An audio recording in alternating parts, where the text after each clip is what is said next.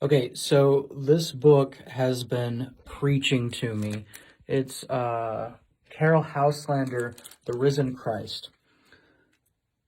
Fear, temptation, failure, loneliness, betrayal, unrequited love, utter desolation of spirit, a sense of despair and death, poverty, hunger, thirst, pain.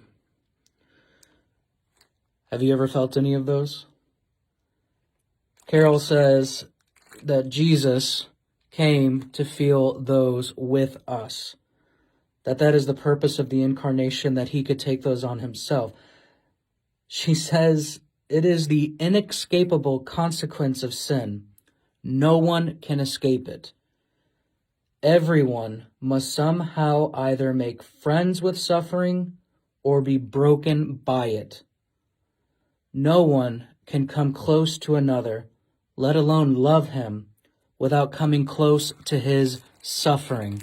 How true is that? The closer we get to another person, we have to come to know their suffering. That is what happens when we become intimate with another person. When we come to know them at the depths of who they are, we encounter their suffering, their brokenness. And those are the things that we try our hardest to hide. In the confessional, we get to show those things. And listen to what she says happens. She says that in that suffering and all of those ugly things, you and I are like the tomb. We are a place of burial, sad, dark, desolate. And she says that you and I who are tombs, whenever we turn to Christ, there is a resurrection. Life comes out of all of that awfulness, out of that suffering.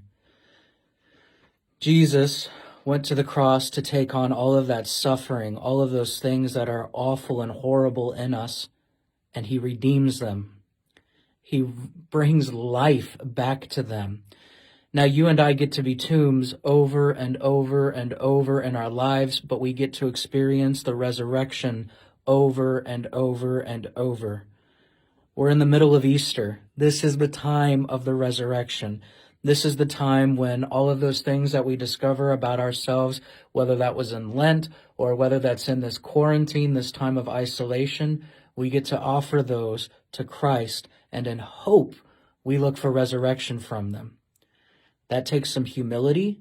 That is a dangerous thing to do because we have to be vulnerable and show those things about ourselves that we want to hide. But remember, we are loved.